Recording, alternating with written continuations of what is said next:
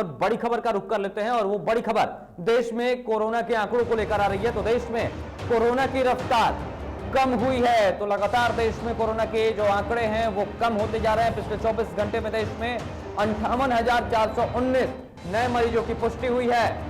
पिछले 81 दिनों के बाद, यानी कि 81 दिनों के बाद 60,000 से कम मामले सामने आए हैं। तो ये राहत भरी खबर बता रहे हैं आपको, जहां पिछले 24 घंटे में 87,619 मरीज ठीक होकर अपने घर वापस गए हैं। वहीं पिछले 24 घंटे की बात कर ले तो 1,576 मरीजों के मौत भी हुई है। एक्टिव मरीजों की संख्या की बात कर लें तो देश में एक्टिव मरीजों की संख्या 7,29,243 हो गई है। तो स्थिति यह है कि देश में कोरोना की रफ्तार लगातार कम हो रही है और पिछले 24 घंटे में 60,000 से कम मामले सामने आए हैं। 58,419 नए मरीजों की पुष्टि हुई है। 81 दिनों के बाद ये मामले आए हैं जब 60,000 से कम आंकड़े सामने आए हैं। चलते हैं एक बार फिर से, हमारे साथ हमारे संपादक राजेश जुड़े हुए हैं। राजेश, वाकई में यह राहत की खबर है क्योंकि 81 दिनों के बाद भले, लेकिन 60,000 से कम मामले अब आ रहे हैं पूरे देश में। राजेश।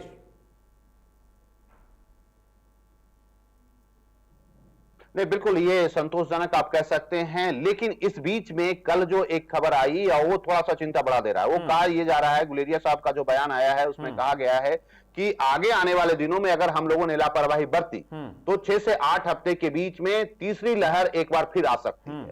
तो ये एक चेतावनी भी है, समझने की बात भी है कि अगर हम लोगों ने जिस तरह से लॉकडाउन आहिस्ता आहिस्ता खुल रहा है और बाजार जैसे ही खुलना शुरू हुआ है, हम सब बड़ी संख्या में बेवजह बिना मतलब का हम बाजार में इकट्ठा हो रहे हैं, भीड़ भाड़ वाले इलाके में जा रहे हैं। तो ये जो संख्या लगातार कम रहा है, तो आगे आने वाले दिनों में अगर यही स्थिति बनी रही, हम लोग अपने आप को कंट्रोल नहीं किए, तो आप जो जिस और गुलेरिया साहब कह रहे हैं या जो आशंका जाहिर कर रहे हैं कि अगर यही हालात बने रहे तो तीसरी लहर आने में 6 से 8 हफ्ते का वक्त लगेगा।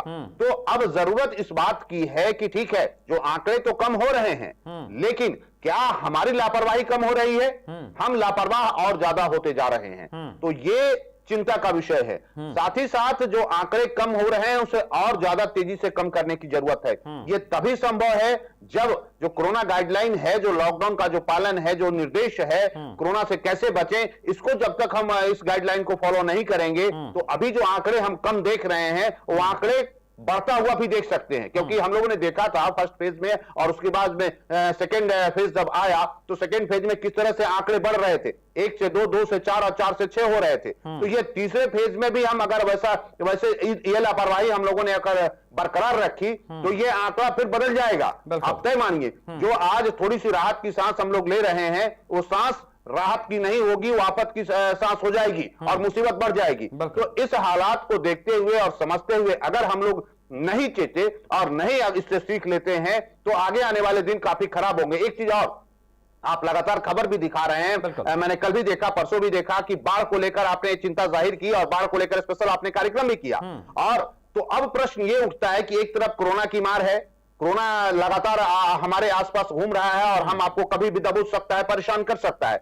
दूसरी चिंता जो कल आप 2-3 दिन से आप लगातार जाहिर कर रहे हैं और दिखा भी रहे हैं अपने टीवी चैनल पे कि बाढ़ जो पूरा उत्तर बिहार का इलाका है, चाहे वो बेतिया का इलाका हो या कोसी के बेल्ट का इलाका हो, तो वो इलाके, निचले इलाके में लगातार बारिश होने के बाद, नेपाल की तराई के इलाके जो है वहां बारिश होने के बाद नदियों में उफान है। कई ऐसे गांव हैं जो कि अब मुख्यालय से कटते हुए नजर आ रहे हैं। तो आप कल्पना कीजिए कि एक तरफ कोरोना की परेशानी, दूसरी तरफ बाढ़ की परेशानी, बारिश की परेशानी, तो कितनी बड़ी मुसीबत में हम जा सकते हैं, ये साथ सोचने की बात है। वैसे स्थिति में जिस ओर अगर सरकार कह रही है कि हमें कोरोना गाइडलाइन का पालन करना है, हमें इस बात को समझना होगा, वरना ये जो आंकड़े अभी थोड़ी सी राहत दे रहे हैं, आगे आने वाले दिनों में एक बड़ी मुसीबत बन के खड़ी हो जाएगी। और फिर उस हालात में आप कल्पना कीजिए जब शहर मुख्यालय से तमाम गांव और इलाके जो हैं कट जाएंगे बाढ़ और पानी की वजह से, तो फिर वहां के हालात क्या होंगे आप जरा कल्पना कीजिए।